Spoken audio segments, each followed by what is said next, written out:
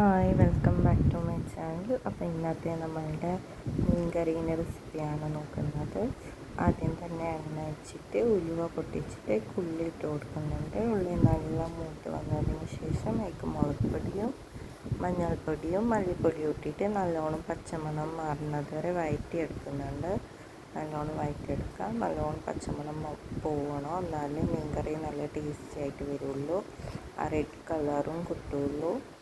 എന്നിട്ട് അതിലേക്ക് നമ്മൾ തക്കാളി തക്കാളി ഇട്ടതിന് ശേഷം തക്കാളി നല്ലോണം വഴറ്റിയെടുക്കാം. നല്ലോണം വെന്ത് ഒടിഞ്ഞ് വരുന്ന തക്കാളി എണ്ണ തെളിഞ്ഞ് വരും. അപ്പോൾ നമുക്ക് കുറച്ച് പുളിവെള്ളം കൂടി ചേർത്ത് കൊടുക്കാം. അതിലേക്ക് വാളംപുളീൻ്റെ വെള്ളമാണ് ചേർത്ത് കൊടുത്തിട്ടുള്ളത്. നമുക്ക് എത്ര ആവശ്യമുണ്ട് അത്ര പുളിക്ക് ആവശ്യമുള്ള എത്ര പുളിവെള്ളം ചേർത്ത് കൊടുത്തിട്ടുണ്ട്.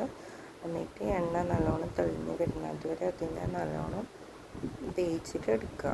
എന്നിട്ട് അതിലേക്ക് നമുക്ക് ആവശ്യമുള്ളത്ര വെള്ളം ഒഴിച്ചിട്ട് നല്ലോണം തിളപ്പിച്ചിട്ട് എടുക്കുക.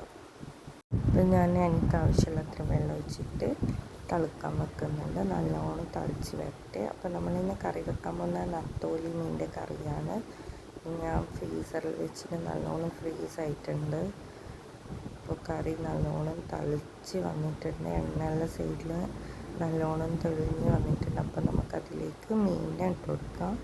മീനിട്ട് കൊടുത്തിട്ട് ലോ ഫ്ലെയിമിൽ വെച്ചിട്ട് കുക്ക് ചെയ്തിട്ട് എടുക്കുക. അപ്പോൾ നല്ല ടേസ്റ്റിയും ഹെൽത്തിയും ആയിട്ടുള്ള മീൻ കറി റെഡിയാവും. ഈ മീൻ നല്ല ടേസ്റ്റ് ഉണ്ടാവും കറി വെച്ചെങ്കിൽ. അപ്പോൾ ഓക്കെ, എല്ലാവരും ട്രൈ ചെയ്ത് നോക്കാം. Okay, by.